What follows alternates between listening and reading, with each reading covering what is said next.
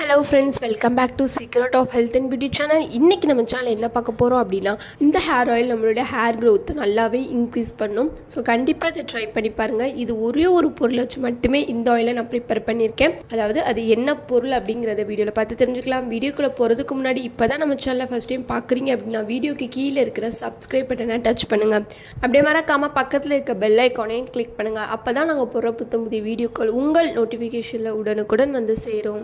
Okay friends, அதை prepare பண்ணுறதுக்கு இந்த ரெண்டு பொருள் தான் எடுத்திருக்கேன். ஃபஸ்ட்டு என்ன எடுத்திருக்கேன் அப்படின்னா காய வச்சு எடுத்த முருங்கைக்கீரை எடுத்திருக்கேன். நல்லா வெயிலில் காய வச்சு இந்த மாதிரி நொறுக்கிற சவுண்டு கேட்கணும், அந்த மாதிரி எடுத்துக்கோங்க. முருங்கைக்கீரை வந்து நம்மளுடைய ஹேருக்கு ரொம்பவே ஹெல்ப்ஃபுல்லாக இருக்கும். நம்மளுடைய ஹேர் க்ரோத் ஆக்குறதுக்கு ஒரு இம்பார்ட்டண்ட்டான திங்காக எது இருக்குது அப்படின்னா இந்த முருங்கைக்கீரை இருக்குது ஃப்ரெண்ட்ஸ்.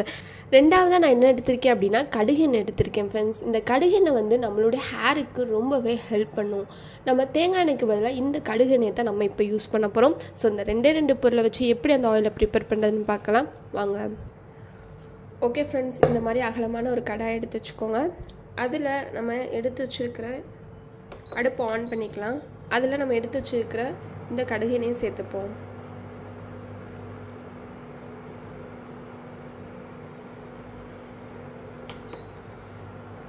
ஓகே ஃப்ரெண்ட்ஸ், எண்ணெய் நல்லா காஞ்சிருச்சு. அந்த ஸ்டேஜில் நம்ம எடுத்து வச்சுருக்கிற இந்த முருங்கை இலையை சேர்த்துக்கலாம்.